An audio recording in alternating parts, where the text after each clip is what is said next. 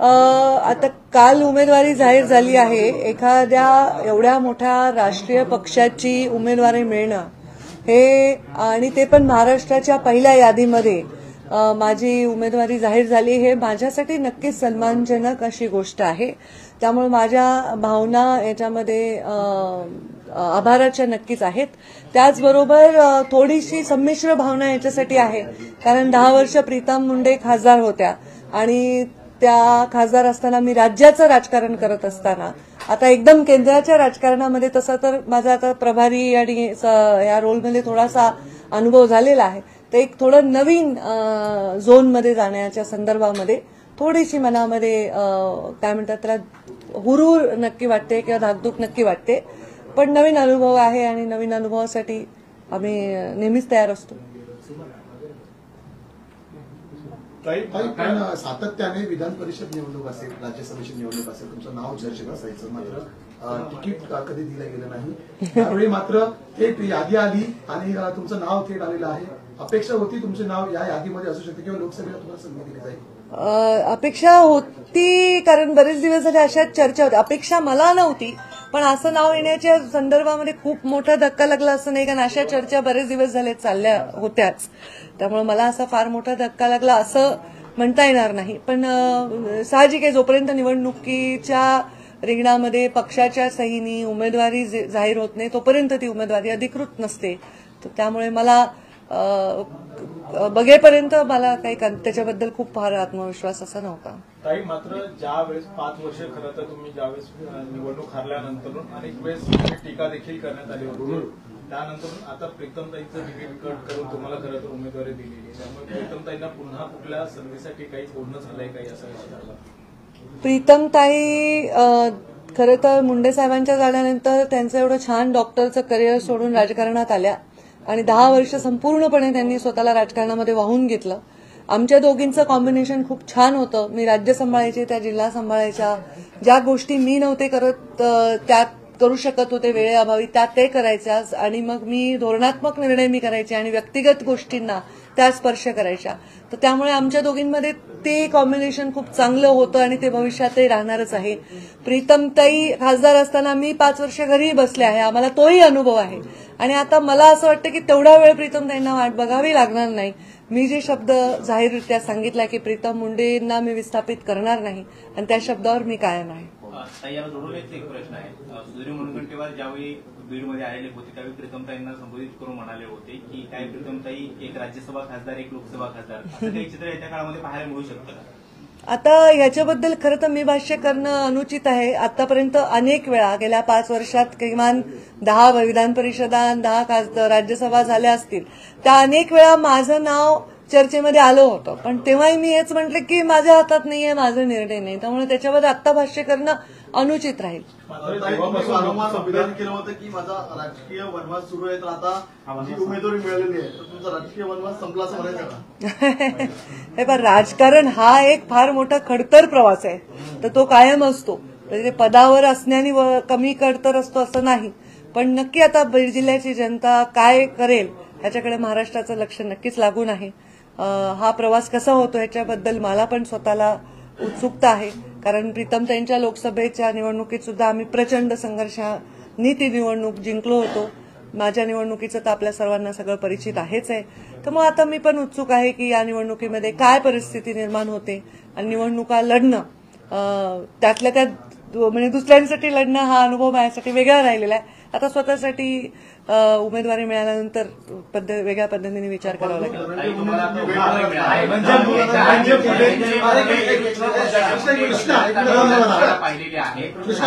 तुम्ही धनंजय मुंडेंनी याआधी तुमची भेट घेतलेली होती ते महायुतीमध्ये आल्यानंतर पण तुम्हाला भेटलेले होते. आता तुम्हाला उमेदवारी जाहीर झालेली आहे पुन्हा तुमची भेट तुम्ही घेणार आहात? हे पहा धनंजय माझे बंधू धनंजय जिल्ह्याचे पालकमंत्री आणि त्यांचा पक्ष आणि भारतीय जनता पार्टीचा आमचा पक्ष यांची युती आहे राज्यामध्ये आणि त्याच्यामुळे नॅचरली जिल्ह्यात आम्ही एकत्र आहोत. आमच्या युतीनंतर माझ्या मतदारसंघावर जे प्रश्नचिन्ह निर्माण झालं त्याच्यानंतर आता परत मला लोकसभा मिळाली, तर मला असं वाटतं की त्यांच्या येण्याने जेवढ्या मतांनी प्रीतमताई निवडून आल्या होत्या त्यापेक्षा अधिक मतांनी निवडून येण्यासाठी त्यांचं नक्कीच योगदान मिळेल. भरपूर संवाद, आमचे संवाद आता खूप झाले जास्त. आम्ही रोज बोलतो. ते पहा, ते भाजपच्या श्रेष्ठींची उमेदवारी आहे, त्यामुळे असं काही प्रश्नच चुकीचा आहे तुमचा.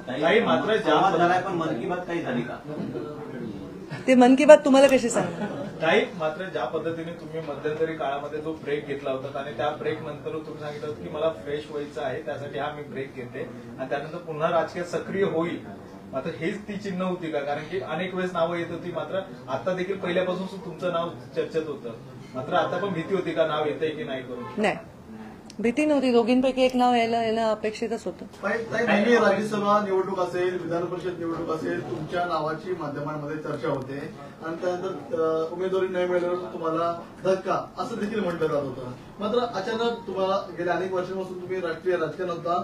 देवेंद्रजींनी देखील म्हटलं होतं की पंकजाताई आमच्या राष्ट्रीय नेते आहेत, त्यांचे राष्ट्रीय नेते योग्य तो मान सन्मान देतील. तुम्हाला या उमेदवारीमुळे तुम्हाला वाटते का पक्षाने तुमचा योग्य तो मान सन्मान राखला गेला? मला असं वाटतं पक्षाने माझ्यावर जबाबदारी दिली आहे आणि जबाबदारीला सन्मान समजण्याच्या संस्कारात मी वाढलेली आहे, तर या जबाबदारीचा मी सन्मान म्हणून स्वीकार करतो. राज्याच्या राजकारणातला तुमचा एक वेगळा आणि मोठा अनुभव राहिलेला आहे राज्याच्या राजकारणातला. आता तुम्हाला केंद्रात जावं लागणार आहे, तर लोकसभा निवडणुकीनंतर जो काही निकाल असतो त्यानंतर. नाही, थँक्यू. पण राज्याचं राजकारण सोडून केंद्रात जाण्याची आताची भावना कशी आहे, म्हणजे काय वाटतं या सगळ्यात? आता खूप प्रीमॅच्युअर आहे. काय वाटतं म्हणजे उरवर वाटते. नवीन नोकरीच्या इंटरव्ह्यूला जाताना जसं वाटतं, लग्नाच्या बोल्यावर चढताना जसं वाटतं, अगदी तसंच वाटतं. याआधी तुमची महादेव जानकरांनी भेट घेतलेली होती आणि आम्ही नाही, आमची खूप महिन्यात भेट झाली नाही. त्यांनी तुमच्याबद्दल उल्लेख केलेला होता सातत्याने जानकरांनी, मात्र त्यांनी वेगळी वाट धरलेली आहे. महाविकास आघाडीमध्ये ते ठाण्यामधून लढण्याची शक्यता नाही. आता जोपर्यंत कुठली गोष्ट अधिकृत होत नाही त्याच्यावर भाष्य करणं आयोजित. उघडपणे महायुतीवरती टीका केलेली होती. महाविकास आघाडीकडूनही त्यांना उघड ऑफर देण्यात येत आहे या जागांसाठी. त्यांनी महायुतीसोबत राहावं की महाविकास आघाडीसोबत जावं, तुमची नेमकी काय प्रतिक्रिया आहे? ते मी त्यांना प्रत्यक्ष भेटीत सल्ला देईन. असं म्हणाल की जिल्ह्यामध्ये आणि राज्यामध्ये तुमची नरेंद्र मोदींच्या पक्षासोबत युती आहे आणि ते येण्याला तुमच्या मताधिक्यात नक्की वाढ होईल, मग अशी अपेक्षा आहे, कारण जास्त ताकद वाढेल ना. कारण आम्ही जिल्ह्याची जेव्हा निवडणूक लढलो तेव्हाची परिस्थिती वेगळी आहे, विधानसभेत एकमेकांसमोर तेव्हा तिथली परिस्थिती वेगळी आहे. नक्कीच धनंजय मुंडेंच्या येण्यानंतर परळी विधानसभेमध्ये आम्हाला जास्तीचा त्रास होणार नाही. युतीचे उमेदवार म्हणून तुमचं काम करतील विधानसभेत, तुम्ही त्यांना तसं सहकार्य करा परळी विधानसभेसाठी? जसं आता ते माझं करतील तसंच मी त्यांचं करेन.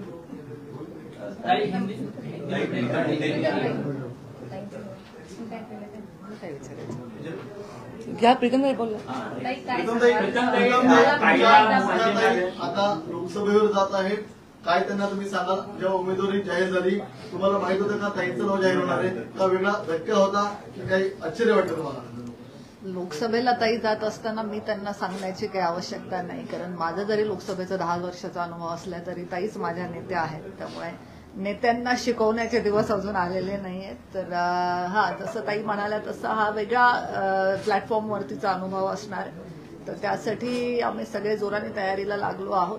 आणि खूप खूप वाट, ज्या गोष्टीची बीड जिल्हा अनेक वर्षांपासून बघतोय, गेल्या 5 वर्षापासून ज्याची वाट संपूर्ण जिल्ह्याने पाहिली, तो क्षण आलेला आहे. त्यामुळे आम्ही सगळे या निर्णयाने निश्चितच ताईंच्या पाठीशी भक्कम आहोत. 10 वर्ष लोकसभेत होता, ताईंना काय टिप्स दिल्या? ताईचं बोट धरून मी प्रत्येक पाऊल माझं टाकलेलं आहे गेल्या 10 वर्षामध्ये. त्यामुळे मी ताईंना काही सूचना देण्याची खरंच आवश्यकता नाहीये. मी मात्र त्यांचं मार्गदर्शन वेळोवेळी घेतलं. नेतृत्व असल्यामुळे त्यांना कोणाच्याही मार्गदर्शनाची काही गरज आता मान्य केलं थोड्या वेळापूर्वीच, कारण नवी इनिंग आहे लोकसभेमध्ये. राज्यातले प्रश्न वेगळे असतात, लोकसभेमध्ये वेगळ्या वेगळ्या प्रकारे कामकाज चालतं. तुम्ही 10 वर्षाचा अनुभव घेतलेला आहे लोकसभेमधला, त्यामुळे नेमकं मोदींच्या जवळ राहून तुम्ही काम केलं आहे पंतप्रधानांसोबत. नेमकं आता कशा प्रकारचं, कारण त्यांनी पक्षाचं संघटनाचं काम जरी वरिष्ठत्वावर केलं असेल तरी पण लोकसभेमधलं कामकाज साधारण राज्यसभा आणि लोकसभेचे मिळून 850 खासदार असतात. त्या खासदारांपैकी मी एक आहे. ताई राष्ट्रीय कार्यकारिणीच्या सदस्य राहिलेल्या आहेत. त्यामुळे तसं बघायला गेलं तर ताईंनी मोदींजींच्या जास्त जवळ काम केलं माझ्यापेक्षा. त्यामुळे तिथेही परत मला सांगण्यासारखं काही नाही. मॅक्झिमम तिला दिल्लीमध्ये कोणत्या रेस्टॉरंटमध्ये चांगलं जेवण मिळतं एवढं सांगू शकते. बाकी क्रिकेटच्या भाषेमध्ये म्हणायचं म्हटलं तर सॉरी काय प्लॅन आहे आता तुम्ही इतर निवडणूक लढवणार नाही तुमचा पुढचा काय प्लॅन आहे? एकच मुलगी आहे, तिला विचारतो. महिला आरक्षण पत्रकारितेमध्ये सुद्धा निश्चितच मोदीजी पण नेहमी सांगतात की जेव्हा तुम्ही एखाद्या गोष्टीवरती फोकस करताय तेव्हा त्याच गोष्टीवरती लक्ष केंद्रित करणार. आता अर्जुनाप्रमाणे त्याला जसा माशाचा डोळा दिसत होता तसं आम्हाला आता फक्त बीडची लोकसभा दिसते. त्यामुळे पहिले टार्गेट बीड लोकसभा, बाकीच्या गोष्टी नंतर. आता काय झालंय की या 2009 मध्ये जेव्हा मुंडे साहेब लोकसभेला उभे राहिले होते तेव्हा पूर्ण बीड जिल्ह्यामध्ये एक उत्साह होता की डायरेक्ट मुंडे साहेबांना मतदान करायचं होतं.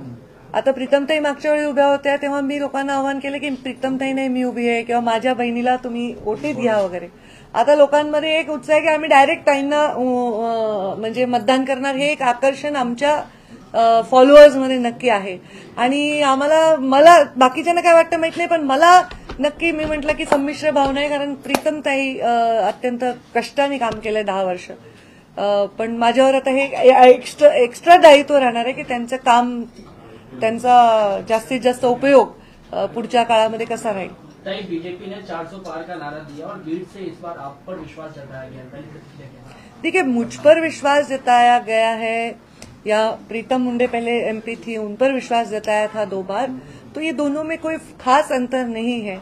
क्या सोचकर उन्होंने मुझ पर विश्वास जताया उस पर वो ज्यादा प्रकाश डाल सकते हैं. परंतु उन्होंने जो विश्वास जताया, मैं कभी भी मेरा राजनीतिक प्रवास जो रहा है उसमें कोई पद से ज्यादा विश्वास को मैंने महत्व दिया है. और मुझके कोई विश्वास रखता है तो मैं उसको अपना सम्मान मानती हूँ और ये सम्मान मैं स्वीकारती हूँ और अभी अगली लड़ाई के लिए तैयार होती हूँ. अभी 400 पार वगैरह के लिए तो बड़े नेता योगदान देंगे. अभी हम तो हमारे चुनाव में फोकस करेंगे पूरी तरह. लेकिन ऐसे लोकसभा से आपको उम्मीदवार बनाया गया जहां पर प्रतिनिधित्व जो है लोकसभा की आपकी बहन कर रही थी, उसके बाद इस तरीके का पार्टी की तरफ से ऐलान किया जाना, क्या ये आप एक्सपेक्टेड मान के चल रही थी? देखिए, ऐसा ऐलान होना एक्सपेक्टेड मान के चल रही थी क्योंकि जो अलायंस महाराष्ट्र में हुए पिछले कुछ दिनों में, उसके बाद से एक प्रश्न चिन्ह खड़ा हुआ कि मेरा विधानसभा क्षेत्र अभी मेरे पास रहा नहीं. तो उसके बाद, और मैं राष्ट्रीय स्तर पर काम करती हूँ पिछले 5 साल से, तो उसके बाद एक ऐसी चर्चाएं थी कि ऐसा हो सकता है.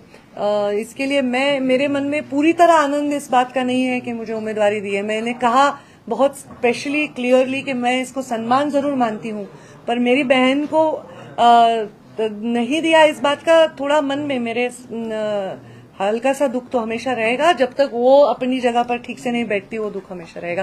बहन के लिए नहीं कि वो मेरी बहन है, मेरी बहन को बिठाओ, मेरी परिवार को बिठाओ, इसलिए नहीं. उन्होंने जो सेवा 10 साल दी है, जिस समर्पणता से और समर्पण से काम किया, उसके लिए. ताई, ज्या पद्धतीने तुम्ही पहिल्यांदा एक उल्लेख केला की डॉक्टरेट पहिलं काम करत होत्या आणि त्यानंतर पुन्हा एकदा ते डॉक्टरेटसाठी काही करणार आहेत का? कशा प्रकार राजकारणात अरे बघा, डॉक्टरेट नाही, ती स्वतः डॉक्टर आहे, डॉक्टर MD डॉक्टर. हे स्किन विन सगळं त्या करतात. पण त्या स्वतः काय करणार आहेत हे मी त्यांच्यासाठी सांगणं योग्य नाही. राजकीय क्षेत्रात त्यांच्यासाठी काय करता येईल ह्याच्यावर माझं नक्की लक्ष असेल, कारण जो व्याप आमचा आहे तो मॅनेज करायला मला त्यांचा हात लागणारच आहे. ताई, तुमची उमेदवारी जाहीर झाल्याच्यानंतर बरेच लोकांचे अभिनंदन. सागरवरून फडणवीसांचा फोन काही आलेला हो, त्यांचं माझं रात्री बोलणं झालं. त्यांनी मला अभिनंदनासाठी फोन केला होता रात्री. आमची दोघांची या विषयावर चर्चा देखील अल्पशी झाली. प्रत्यक्ष भेटीत बाकीची चर्चा करू. रोड मैप क्या है, मतलब ब्लूप्रिंट क्या है बीड की जनता के लिए, और मराठा आरक्षण कितना बड़ा फैक्टर होगा आपके लिए चुनाव में? क्योंकि आरक्षण तो दे दिया गया है लेकिन अब भी मनोज जरांगे पाटिल जो है वो इसे मानने के लिए तैयार नहीं है. तो मराठाओं को जो है मैं ये कहूंगी कि केंद्र शासन का ये चुनाव है, ये विषय सर्वतः राज्य शासन का समर्पित है. इसका उत्तर राज्य शासन में बैठे हुए सारे दिग्गज मुख्यमंत्री, उप मुख्यमंत्री, नेता ही दे सकते हैं. हमने हमारा समर्थन जहां तक जाहिर करना था किया है, जहां हमें अप्रिशिएशन एक्सपेक्ट करने थे वहां वो किए हैं. तो मैं खुद एक नेता के तौर पर समझती हूं कि दोनों समुदाय को हमेशा एक दूसरे से ना लड़कर इसमें से सुलझकर एक विषय को बाहर लाना एक नेता का दायित्व है। दोनों समुदाय अगर एक दूसरे से लड़ रहे हैं तो ये बहुत कुछ अच्छी बात नहीं है। मैं प्रार्थना करती हूँ इसी माध्यम से कि ये विषय भविष्य के लिए हमेशा के लिए सुलझ जाए। घोषित किए जाने के बाद क्या धनंजय मुंडे से बातचीत हुई है? जी, हम रोज बात करते हैं आजकल। एक प्रश्न आहे, बीडच्या राजकारणात मराठा वोटर्स आणि ओबीसी वोटर्सचं तेवढंच महत्व राहिलेलं आहे आणि सध्याचं राजकारण म्हणजे राज्याच्या राजकारणामध्ये मराठा आंदोलन असेल किंवा ओबीसी आरक्षणाचा जो काही मुद्दा आहे, दोन्ही महत्वाचे मुद्दे भेटलेले आहेत। अशा वेळी दोन्ही समाजाला सोबत घेऊन लोकसभेला सामोरं जाण्याचे कितपत मोठं आव्हान आहे आणि तुम्ही कशा पद्धतीने हे सोडवणार? मी लोकसभेच्या निवडणुकीत नव्हे तर माझ्या राजकीय जीवनामध्ये सर्व समाजांना सोबत घेऊन काम केलेलं आहे।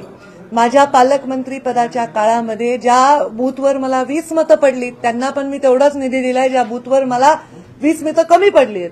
त्यामुळे मी जेव्हा एका संविधानिक पदावर जातो तेव्हा आपण कुठल्या एका पक्षाचे नाही, कुठल्या एका जातीचे नाही, कुठल्या एका विचाराचे नसतो। आपण त्या जिल्ह्याचे, त्या राज्याचे किंवा त्या देशाचे असतो। त्यामुळे अशा प्रकारचा बायस विकास करावा असा मुंडे साहेबांनी माझ्यावर कधी संस्कार केलेले नाहीत। मी माझ्या बीड जिल्ह्यामध्ये सर्व समाजांना एकत्र घेऊन चाललेली आहे। आरक्षणाच्या भूमिकेमध्ये माझ्या सगळ्यात बॅलन्स भूमिका राज्यामध्ये मी घेतलेली आहे। दोन समुदायांना एकमेकांच्या वर भांडायला लावणं हे मला कदापिही पसंत नाही। नेहमी मला असं वाटतं की समुदायांमध्ये मित्रता, सौहार्द राहूनच मार्ग निघाला पाहिजे। माझ्या भूमिकेचा सर्व समाज नक्कीच चांगला सन्मान करतील हा मला पूर्ण विश्वास आहे। एक दोन युट्यूबच्या बातम्या किंवा एखाद्या पेपरमध्ये एखादी आलेली छोटीशी बातमी याच्यावर न जाता माझ्या मनाचा अंतर्मनाचा जो विश्वास आहे तो नक्कीच सार्थक बीड जिल्ह्याची सर्व जातीची जनता करेल। महाराष्ट्र से 20 उम्मीदवारों के नाम का ऐलान किया गया है। साहेब जर आज असते तर पहिली प्रतिक्रिया काय राहील? बापरे, पंखू कामाला लाग। मुंडे साहेबांना जर उमेदवारी मिळाली असती ते मला बोलायचे चल पंकजा कामाला लाग। तसं मी आता प्रीतमताईला सांगते चल प्रीतमताई कामाला लाग। कारण मुंडे साहेब असते तर मी या भूमिकेत आधीच गेले असते, कारण ते वापस राज्यात येणार होते आणि नक्कीच ते मुख्यमंत्री राज्याचे झाले असते। अशा प्रकारची परिस्थिती होती। स्वतः प्रधानमंत्री नरेंद्र मोदींनी आमच्या जिल्ह्यात भाषण करताना हे सांगितलेलं आहे। त्यामुळे जर मुंडे साहेब जीवित असते तर मी लोकसभा तेव्हाच लढले असते आणि मुंडे साहेब राज्यात आले असते, पण आता अशी परिस्थिती आहे। राज्य की राजनीति से निकल के आप केंद्र की राजनीति में ज्यादा सक्रिय रहेंगी, इसका आपको दुख है या फिर राज्य की राजनीति में भी इंटरेस्ट बरकरार रहेगा? मैं राजनीति में सक्रिय रहूंगी इस बात का जरूर सुख है मुझे, पर राजनीति में सक्रिय रहने के लिए जितनी सेवा मुझे लोगों को देनी है उसके लिए मुझे और एक जितने मेरे साथ जुड़ जाए उतना आनंद है। तो जरूर इसमें कोई दुख की तो बात है ही नहीं। हर व्यक्ति जो राजनीति में काम करता है वो केंद्र की तरफ बढ़ना चाहता है। हाँ, अभी पता नहीं मैं उसको प्लान कर ही रही थी कि नहीं, पर शायद नीति ने मेरे लिए वो प्लान किया है।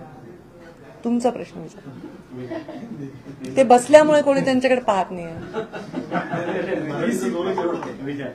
मैं ये कह रहा था कि उम्मीदवारी घोषित की गई है, 20 उम्मीदवारों के नामों की घोषणा की गई है और महिलाओं को सबसे ज्यादा इस बार जो है अपॉर्चुनिटी दी गई है, उसकी तरफ आप किस तरीके से देख रहे हैं? मैं इसका स्वागत करती हूँ। महिलाओं को ज्यादा अपॉर्चुनिटी दी है। महिलाओं को अपॉर्चुनिटी यहाँ और आगे भविष्य में भी देते जाएंगे, इसका मुझे विश्वास है।